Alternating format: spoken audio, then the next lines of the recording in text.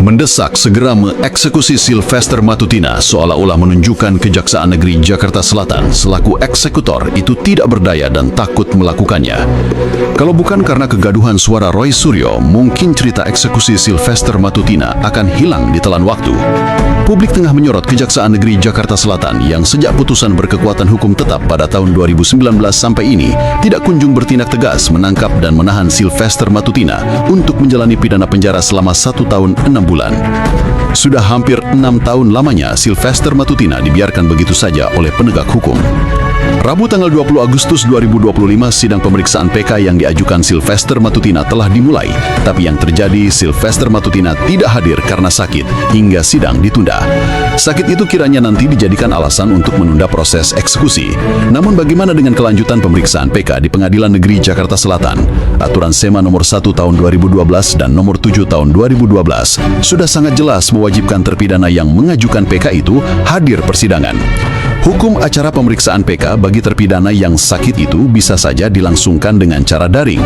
Akan tetapi ini hanya berlaku bagi terpidana yang sedang menjalani pidana di lembaga pemasyarakatan. Tidak berlaku bagi Sylvester karena ia terpidana yang belum menjalani hukuman. Maka alasan sakit itu seperti sebuah drama yang dimainkan untuk menghindari eksekusi. Karena bila mana Sylvester Matutina itu hadir di persidangan, ini menjadi tantangan bagi Kejaksaan Negeri Jakarta Selatan. Apakah berani tegas mengeksekusinya? Semua kalangan praktisi hukum tentunya paham proses pengajuan PK itu tidak dapat menunda eksekusi sesuai dengan aturan main pasal 268 ayat 1 KUHP. Namun kali ini nampak ada yang aneh karena selain rentang waktu yang lama hampir 6 tahun tidak dieksekusi, tidak juga ada tanda-tanda yang dilakukan Kejaksaan Negeri Jakarta Selatan untuk tegas mengeksekusi. Padahal saat ini terpidana itu tengah mengajukan PK, yang artinya ini bentuk perlawanan hukum terpidana terhadap institusi kejaksaan. Memang seperti banyak drama kalau sudah menyangkut orang-orang yang berada di lingkaran kekuasaan. Kalau terhadap rakyat kecil seperti Syakyuni, kepala desa Tempayung, Kejaksaan gercep mengeksekusi. Apakah ini karena Sylvester Matutina itu relawan pendukung Jokowi yang saat ini menjadi komisaris independen BUMN? Atau karena Sylvester Matutina itu termul sehingga aparat penegak hukum nampak tidak berdaya? Para sahabat sudah paham bila kepemimpinan Presiden Prabowo Subianto saat ini juga ada bagian dari kelompok pendukung Jokowi. Tidak hanya Sylvester Matutina yang baru saja ditangkap dan menjadi tersangka oleh KPK si Immanuel Ebenezer, Wakil Menteri Tenaga Kerja, juga Termul yang pernah menjadi Ketua Jokowi Mania, yang semua para termul-termul itu sedang asyik menikmati kue hasil bagi-bagi kekuasaan. Seperti halnya Sylvester Matutina, dapat kursi jadi komisaris independen PT Raja Wali Nusantara Indonesia Holding BUMN, yang ternyata asyik jadi petinggi BUMN karena selain dapat gaji pokok dari negara, petinggi BUMN juga dapat tantiem. Dan tantiem inilah yang disinggung Presiden Prabowo Subianto sebagai akal-akalan sehingga dihapus. Tidak ada lagi tantiam-tantiam bagi petinggi BUMN. Kembali ke serotan Sylvester Matutina hingga menimbulkan pertanyaan kepada Kejaksaan Negeri Jakarta Selatan kenapa baru sekarang tersadar kalau Sylvester Matutina itu belum dieksekusi merupakan pertanyaan yang harus disikapi serius karena kalau dibiarkan berlarut-larut dapat merusak citra positif tentang penegakan hukum di era kepemimpinan Presiden Prabowo Subianto. Karena pastinya publik berpikir ini semua karena Sylvester Matutina bagian daripada termul sehingga tidak kunjung dieksekusi dan semakin mempertebal keyakinan publik akan pengaruh Jokowi di era kepemimpinan Presiden Prabowo Subianto. Sudah saatnya petinggi kejaksaan untuk segera bertindak tegas eksekusi terhadap Sylvester Matutina. Contoh itu KPK saat ini sudah mulai on the track merah putih memberantas korupsi yang ditunjukkan dengan mentersangkakan si Immanuel Ebenezer, Wakil Menteri Tenaga Kerja, dan ini pukulan telak di Kabinet Presiden Prabowo Subianto yang belum genap 1 tahun memimpin. Si Immanuel Ebenezer alias Noel inilah yang pertama kali jajaran kabinet yang menjadi tersangka kasus tindak pidana korupsi. Cerita tentang termul yang satu ini lebih hebat dibandingkan dengan Sylvester Matutina yang cuma lulusan sarjana hukum tahun 2020 dari Universitas Wira Swasta. Karir Immanuel Ebenezer ini mentereng. Dari aktivis 98 pernah diangkat sebagai komisaris BUMN dan sekarang menjadi Wakil Menteri Ketenagakerjaan. Karirnya itu karena konsisten mulai dari mendukung Jokowi sebagai Ketua Jokowi Mania tahun 2019 dan Ketua Prabowo Mania tahun 2024. Bahkan dulu tahun 2016, Immanuel Ebenezer juga menjadi pemuja Ahok dengan mendeklar sebagai Ketua Batman Basuki Cahayamania yang pernah memplesetkan sebuah nama Sanusi, yaitu santun namun korupsi. Akan tetapi kali ini Immanuel Ebenezer sial karena ditangkap KPK terkait kasus pemerasan terhadap perusahaan. Sayang, seandainya saja Pak Syakyuni, kepala desa Tempayung itu termul, mungkin nasibnya tidak seperti sekarang.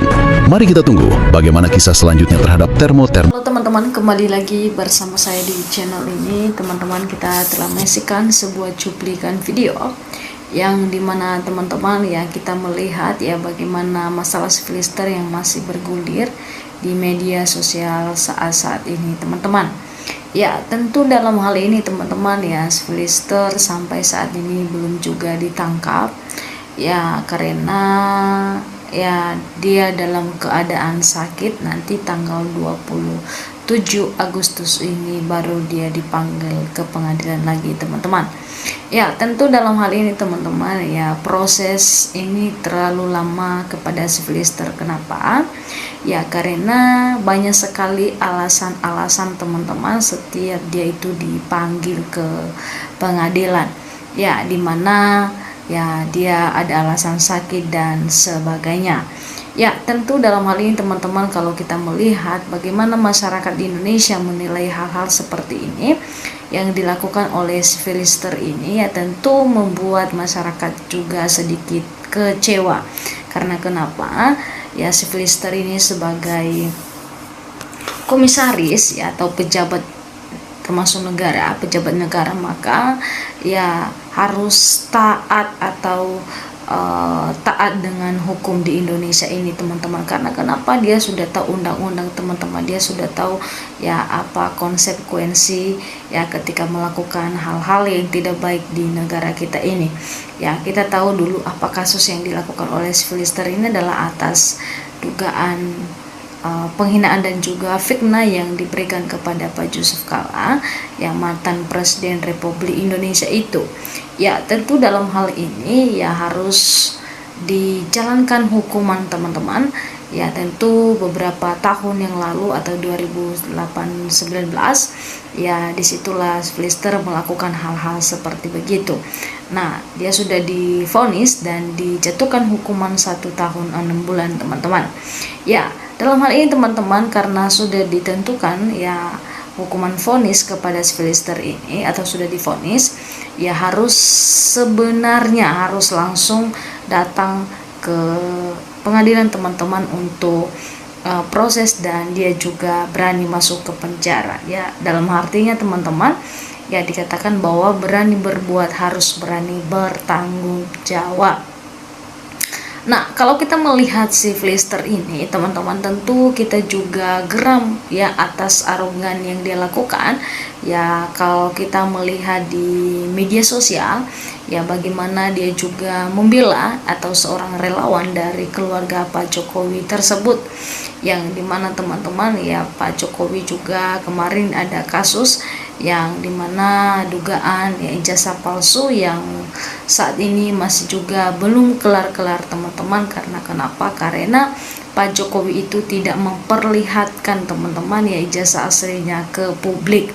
Nah, itu juga masyarakat bertanya-tanya dan sangat bertanya besar, ada apa dan kenapa? Ya, kalau memang asli itu ya harus diperlihatkan. Nah, kalau kita juga melihat sifilister ini teman-teman, kena juga dia karena kasus ini sudah lama teman-teman, sudah beberapa tahun yang lalu, tetapi diungkit kembali teman-teman. Karena kenapa?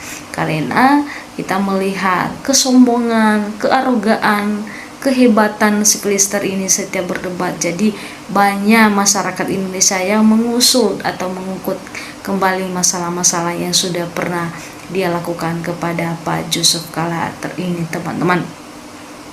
Nah, teman-teman, kita tahu alasan-alasan sifilister saat ini, yang dimana ya beberapa hari yang lalu dia dipanggil ya untuk PK pengadilan. Maka alasannya teman-teman, dan juga ada bukti dari ke dokter bahwa sifilister sakit.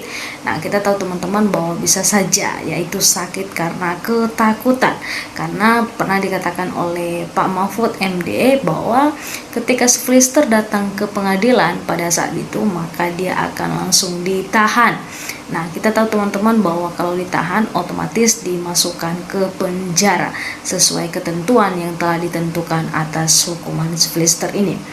Nah, teman-teman, dalam hal ini kita melihat ya bagaimana tanggapan atau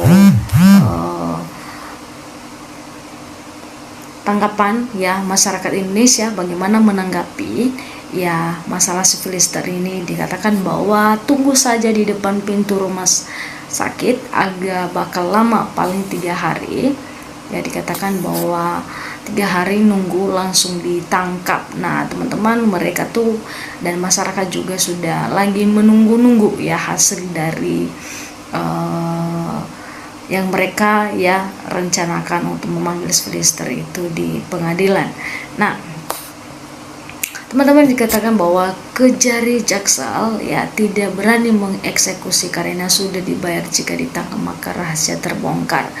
Ya teman-teman, disampaikan di situ bahwa teman-teman ya kita melihat, dikatakan bahwa di sini bahwa institusi kejaksaan tumpel ke atas tajam ke bawah sudah dikuasai oleh Raja Termul. Nah teman-teman, dalam hal ini kalau kita melihat juga bagaimana ya hubungan-hubungan ya antara Filister juga kepada Pak Jokowi ini teman-teman sangat-sangat ya erat teman-teman. Kalau kita melihat ya, dikatakan bahwa Filister diduga dapat pesan dari Jokowi untuk tidak hadir di PK, sama dengan Jokowi tidak mau tunjuk ijazah palsunya. Nah teman-teman, itulah yang membuat pertanyaan besar oleh masyarakat teman-teman. Karena kenapa? Ya kasus ini bukan semakin selesai atau semakin kelar teman-teman, tetapi ini masalah semakin hari semakin melebar kemana-mana ya, baik itu masalah dugaan ya palsu ijazah Pak Jokowi dan juga masalah si Filister ini teman-teman. Ya tentu kalau memang si Filister sudah datang di PK tersebut maka selesai teman-teman masalahnya, paling dia menjalankan hukuman yang ditentukan kepadanya dari kejaksaan teman-teman. Nah dalam hal ini teman-teman ya kita terus memantau ya. Terima kasih juga sudah terus bersama saya di sini, dan silakan juga memberikan komentar Anda teman-teman untuk menanggapi cuplikan video ini teman-teman. Terima kasih teman-teman, sampai ketemu di channel selanjutnya.